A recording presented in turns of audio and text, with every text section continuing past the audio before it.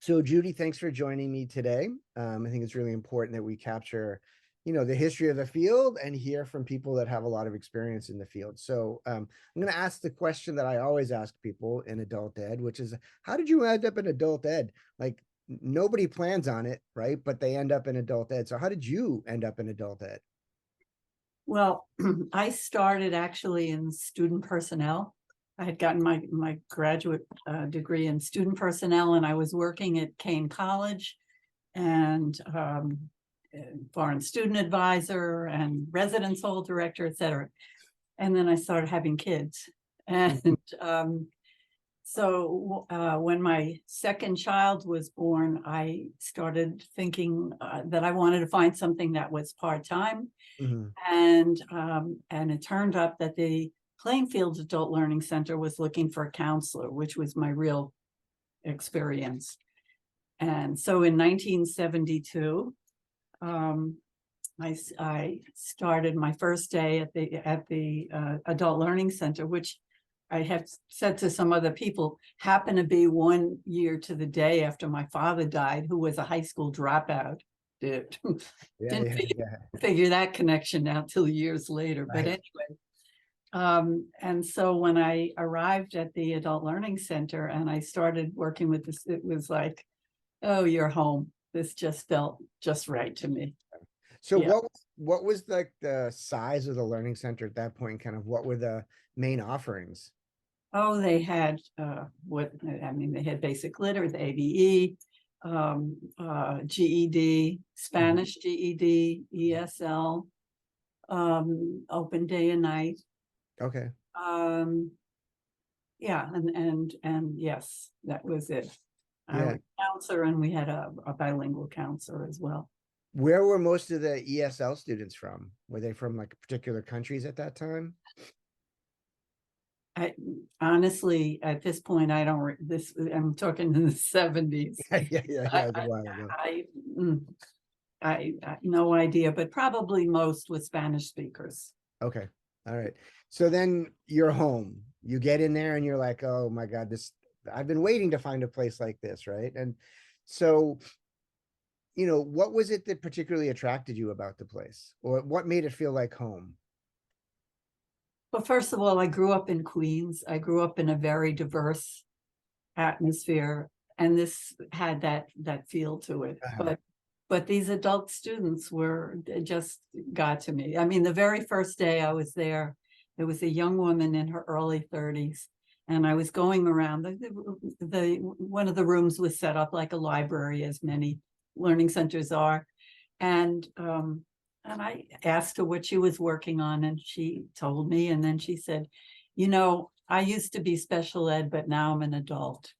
And boy, I never Yeah, forgot yeah, yeah. the time. It was just wonderful. And And yeah. where were the teachers from? Like kind of you like how Mm. did they end up at that adult learning center? Some of them were local to Plainfield, Okay. connected to some of the politicians. Uh-huh. Yeah. And then there were some early hippie type Uh-huh. folks. Uh-huh. Some who ended up in farms in Canada afterwards. Uh-huh. Uh-huh.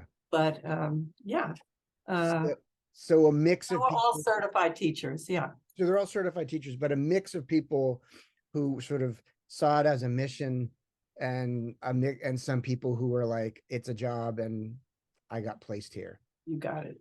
Yeah. That's That's right. that's pretty common in adult ed, right? That there's some people who come into it and have a real sense of passion and have a sense of it as a aspect of social justice or something about, sort of fighting for equity. And there's other folks that are like, it's a job, right? And Exactly. which is understandable, right? Everybody needs a job. Yeah. Um, so what was your trajectory after you got started there? So you come in as a counselor, and then Yeah. how did it develop? Well, the very first day I was told I had to administer the TABE test, which of course I'd never seen in life. And but what I got into was that I would be doing orientation for all the new students every Thursday morning. Mhm. And really getting to see the diversity of the students, the ages, was just wonderful. Mhm. But before long, it was pretty clear that the then director was not around very much. And so pretty much the bilingual counselor and I sort of became, we actually administered the Acting, yeah. program. At a certain point, I mean, we were very poorly treated by the district. And Mhm. in fact, we were out on strike. And one of our people ended up in jail. Oh my gosh. Yeah, yeah. But When was that? What year was that? You remember? I'm guessing around 78, something Okay. like that. Yeah. Right. I mean, we were hourly. We didn't even get raises in our hourly, pay. I was a full-time guidance counselor and I was paid $11.50 an hour when I left. So it was kind of crazy. Yeah. At that point, one of the people who actually had been a secretary who I encouraged to go back and finish at Edison College, and she became an adult ed director. This Okay. is Nancy Kopp, if I'm allowed to say names. Yeah. Yeah. And Nancy at that point had gone on and was working in Patterson at the Adult Learning Center. And there was constant new supervisor being hired, and these people were just knew nothing about adult ed, and it was one after the other. Anyway, so it got to the point where it was like, you got to get out. Sorry, Plainfield. Yeah. Anyway, so I went to Patterson. Mm-hmm. There was an incredible director there, Liz Steinberg, who has since passed. Even messier than I was, but she was one of these people that would never say no. Mm-hmm. But he said, well, how about a program like this and one like that? And so there was a lot of freedom to explore and learn, but I was only there a month. And in that month, I had gone to all of the social service agencies. We were never allowed out at Plainfield. Yeah. Yeah. Yeah. So I had, with Nancy, meeting people to see how they would help the adult high school, which was a whole new concept. Mm-hmm. And then I got recruited by actually Nancy and Walt Hauk, who was at the State Department working with Barry. Okay. Back then, because Barry was the director. Going back to Plainfield for a minute, I don't want to forget that in those early years, the state did tremendous amount of professional development programs on Saturdays that we would all go to, everyone would go to, hourly people and so forth. So, and there were those resource centers that provided a lot of, additional training for people. Anyway, sorry, but I didn't want to forget that's important. No, I mean, I'm at Montclair State, and my understanding is that was one of the resource centers back in the Yeah, I day. think Joanne LaPerla was there, wasn't she? I don't know. Yeah, okay. Yeah. So you're there a month, you're in Patterson a month. I'm in Patterson a month, and it's a 95-degree night, and I'm on the phone with Walt Hauk, who's trying to convince me that I should go and apply for this job to start the adult high school in New Brunswick. And he's giving me all the politics of New Brunswick, which were steep. Yeah. Oh my goodness. And, and it wasn't exactly what I thought I was ready for, but I did go for the interview. And they hired me and they said, it's your own ball of clay, which was a dangerous thing to say. Anyhow, this was the beginning of the adult high school. They had a proposal there, and that had been accepted, and I was to implement the proposal. I had a room that was smaller than the one I'm in right now, which was part of the Career Preparation Center of Middlesex County College. Okay. who they were sort of collaborating with. It was a tiny little space, and I was able to hire a secretary. I hired a woman from Honduras, and from there we were to recruit people that would be counted on the September 30th count, because the adult high school at that point was going to create state money at the same level as students in the regular schools.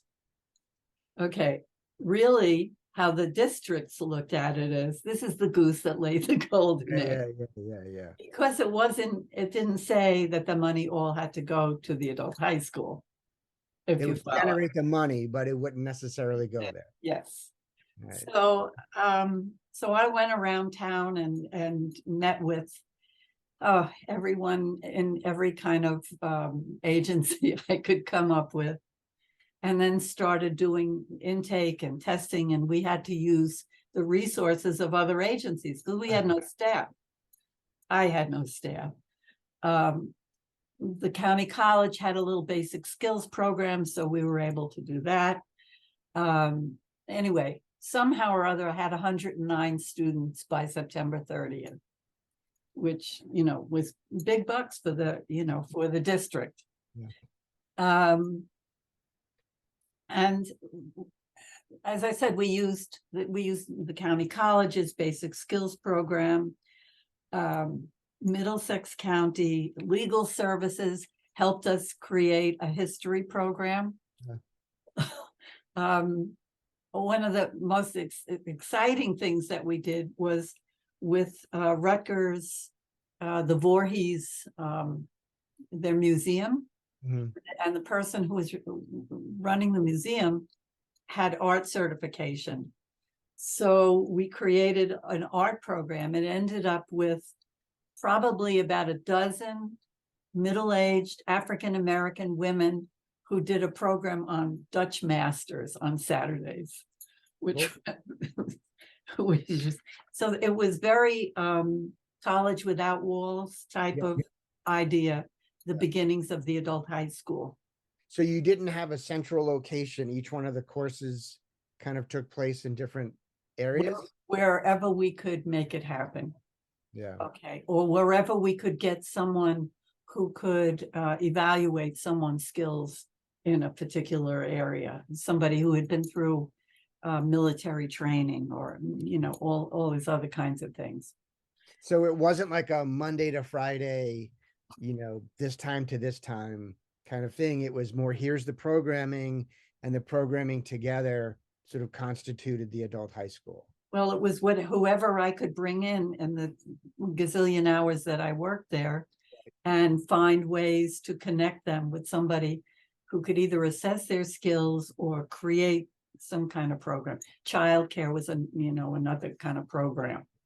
So whatever there were credits to be earned, because we transferred, that was the thing, we would transfer their credits, whatever high school that they had attended, no matter how many years back, and then try to figure out what were the courses that they needed in order to graduate. One of the best things, and this is really kudos to Barry and his staff, because in the beginning it was like, what in God's name are we going to do with these 109 students now that we have them, So I reached out to the staff, to Barry's staff at the State Department, and they said, bring the folders to Trenton. And I went to Trenton one day, and Janet Bongiorno and Rubio Morales and all of those folks helped go through these folders and say, well, you could do this with this one and this and that kind of thing. And that was amazing, because that doesn't happen anymore. Yeah. No, I mean, as you describing it as a college without walls, I mean, that's really what it sounds like, right? So that, working with individual students, what do they need? What are they interested in? And making those connections, and not sort of, uniform one size fits all, about what does each student need to kind of get to where they want to be, including high school completion, right? And that, Oh, so, yeah. Oh, so yeah, it's not, it's, that was the goal, that's the sure. goal. So it's not simply like read these dry chapters and then answer some workbook questions, but actually take a course on Dutch masters and like learn something about art. Yeah, I mean, that was great. There was a woman from the Patterson Adult High School who was very creative. And she came and did some training with us also, and she had courses in like African hair braiding and such, connected to history. I mean, there were just the most interesting and creative things that were happening just then. So is that, do you think that was the experience in most of the adult high schools, that like the people running them were as creative as that, or that you and Patterson sort of were outliers in how creative you were in the programming?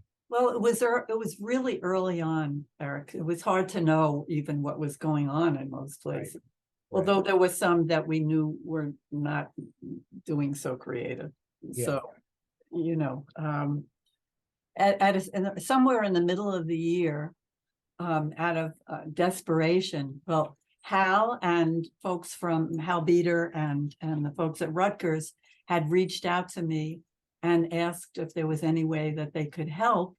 And as it turned out, they offered me an intern. Okay. And they offered me Jeff Bishop. Now, I don't know if you know Jeff. Jeff Bishop came as an intern, and he said he would do anything. He was great. And he worked there until I retired. He Wow. became a full-time teacher, and even after that, I mean, has worked in adult ed. Yeah, so he came and never left. Right. So then from those sort of, open and flexible and creative beginnings, how did the school evolve across the years? Well, by the next year, they paid for an additional staff member, which was great. And we were called broker counselors at that point. Oh, that's interesting. Yeah, brokers. That was, yeah. And it ended up that we had little satellite programs in the 2 or 3 different elementary schools. Okay. And we would go with folders to each of these schools. Yeah, it was a little bit crazy in the beginning. So I started there in 1980. And then at a certain point, the program was growing and people were coming to me and saying, but how come there isn't a program for ESL? Why isn't there a program for, I'm sorry, let me backtrack and say, this was all the adult high school, but soon after I had the opportunity to apply for the ABE GED grant from the state. Okay, so then that came into view. And then 2 deaf adults came and said, why isn't there a program for us, etc. So I think it was about 1984, I somehow convinced the board that we really needed a place to be. Because we were now having these other programs. And so we ended up at 259 George Street, which was previously a car dealership. And they said, okay, you can design it. Fortunately, I have a very brilliant nephew who's an engineer who helped me with that. And so they put up this thing with temporary walls and that kind of thing.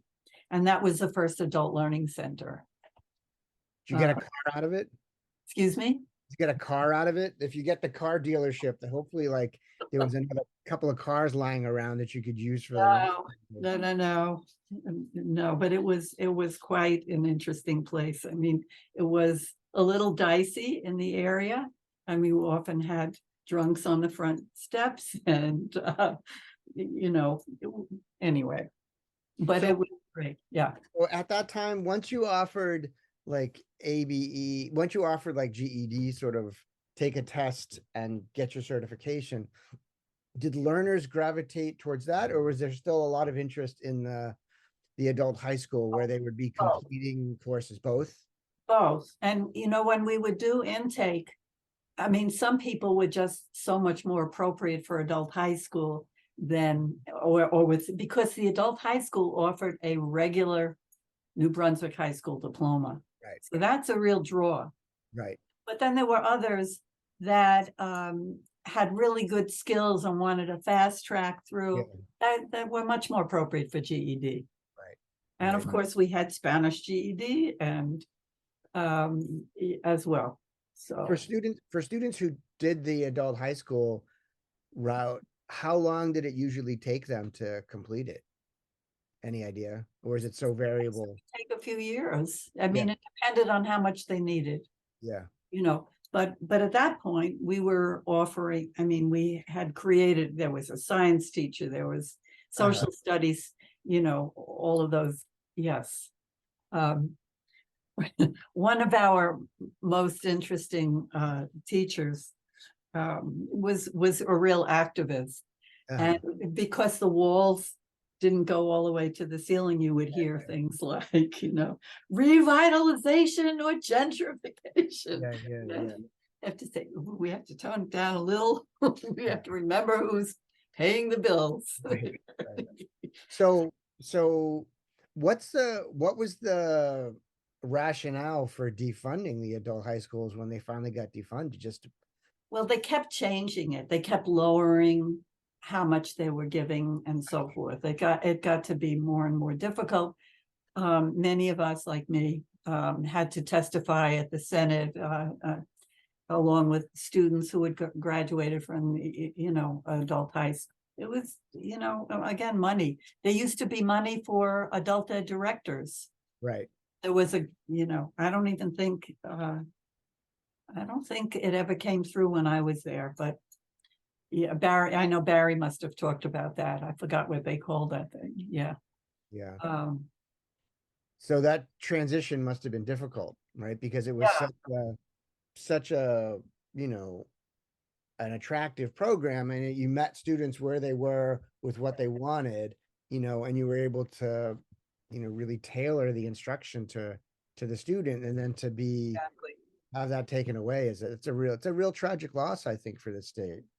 But at that point, the board was funding, they were supporting me as a principal. Oh, I became the principal somewhere in there. I got my certification. Uh, And um, and also, they were paying for the facilities. We moved a couple times after that. uh, We, moved up. We ended up actually in the building that they still now share with the Board of Education, right. with the administration. But because so many other programs came in, it became sort of a patchwork. Okay, Uh, so you have somebody who's part-time teaching English for the adult high school and helping with the GED program. right. Everybody was it was really a patchwork of funding. Right. Well, the famous banjo chart of where the funding streams came from that Yes. and those folks developed, right? Like, really impossible to kind of wrap your head around all the different numbers of pots that you'd be receiving support from. I can only imagine, as an administrator, how much time it took to like get reimbursed for all the different types of students that you had. Yeah, it was an interesting challenge, to say the least.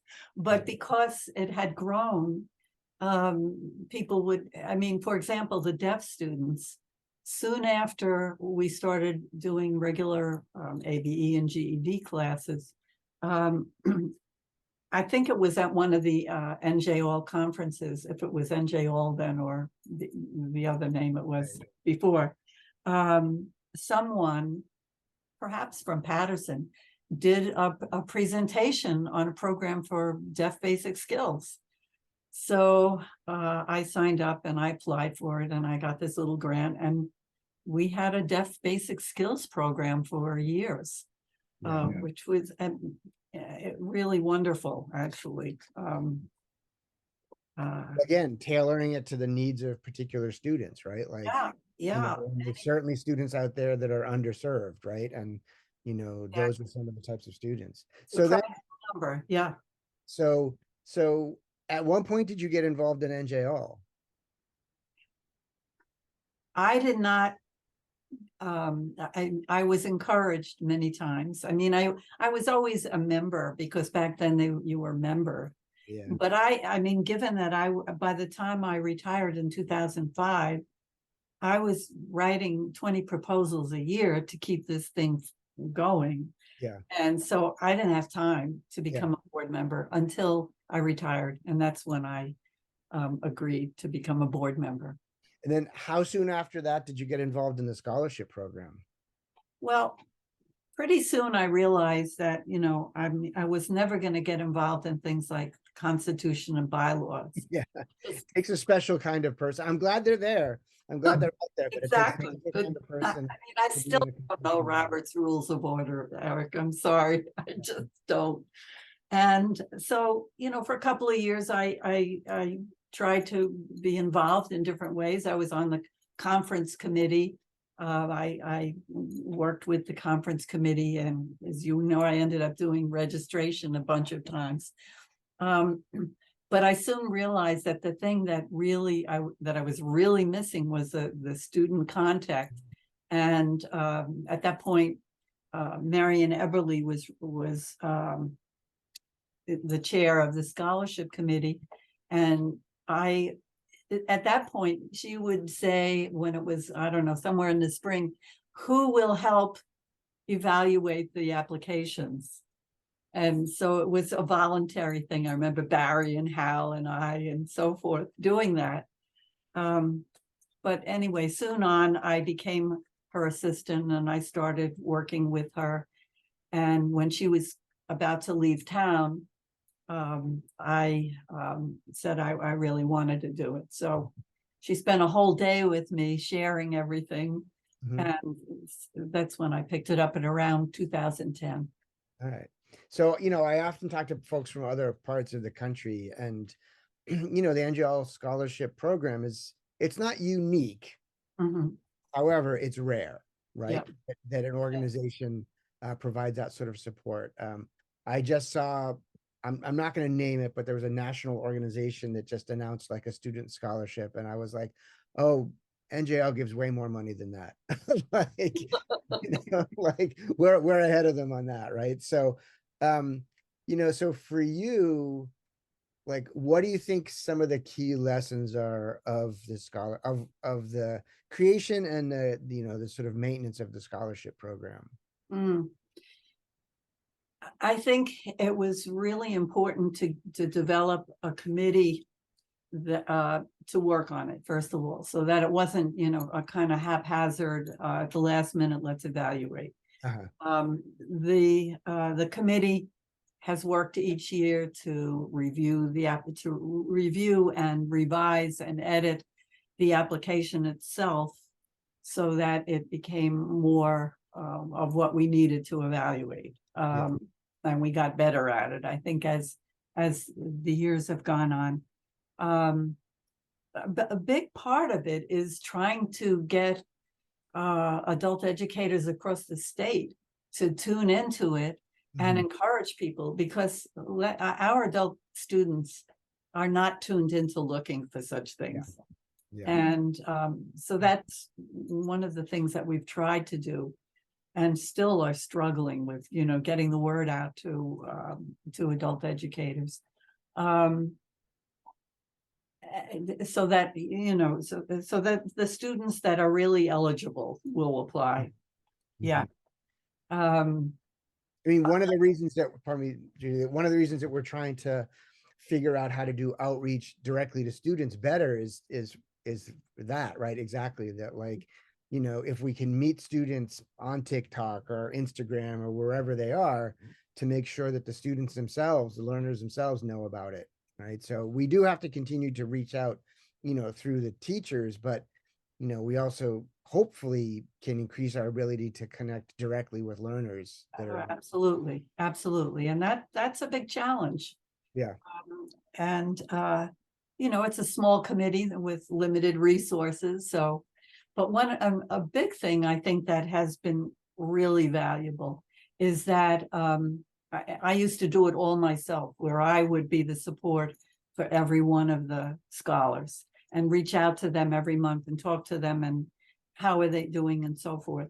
But we now have it spread out so that people who are on the committee are assigned someone and work with them. And that's been really, I think that's an important part of it, because a lot, in many cases, our scholarship folks don't have anyone else Right. that supports them. So Right. having someone from the scholar keep in touch with them and so forth, I think has been very valuable. Yeah, I mean, the money is no small thing, Mhm. but you know, consistently at the scholarship breakfasts and ceremonies, you know, recipients have talked about how important and how moving it felt to know that somebody believed in them, Yes. right? And that somebody cared about them. And so I think that human sort of person to person contact is just as valuable as that money is, right? And so, So, you know, and I think you demonstrate like a good committee and a good project continues to evolve, right? Like, you know, and so over time, all right, so it can't just be one person. Let's make sure that there's like other people that can reach out. You know, recently, you know, in the recent past, the NJL has increased the types of scholarships it's given out, right? So it's not just a kind of one big lump sum, but the smaller awards as well. And I think that's also a sign of like a committee that's continuing to think about what it, you know, what the community needs, right? And how to respond to the community, and not just, we figured this out, we're going to do this for the rest of the time, same way that we've always done it, right? So like, I think thinking about what's next, I think is always an important thing. yeah, absolutely. I mean, and for example, when we went through COVID, the committee, you know, we reached out to the board and said, you know, these folks need some extra help. Right. And so each of them, you know, the board has always been very supportive and helped us provide additional money at that point to have that kind of flexibility.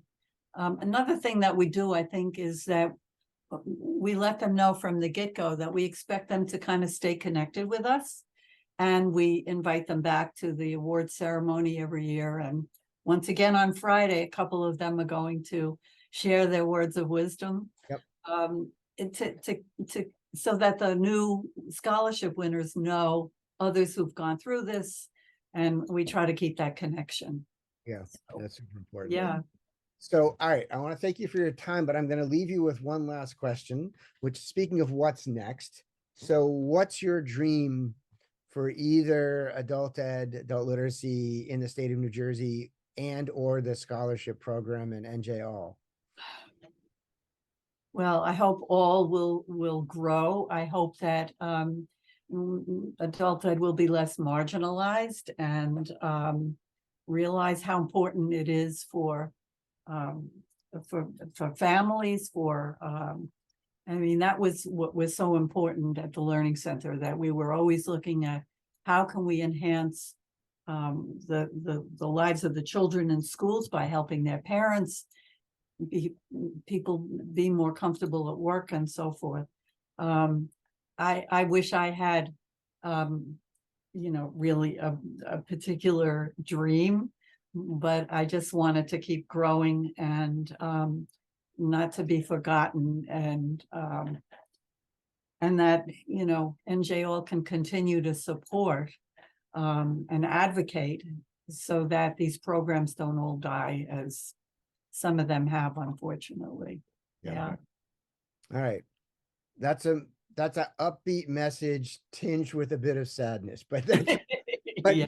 but that's real, right? That there's programs out there that have done good work that end up like getting defunded, you know, and things like that. And so it takes consistent effort, right? It takes consistent Absolutely. commitment to keep things going in the field of adult ed. So Yes.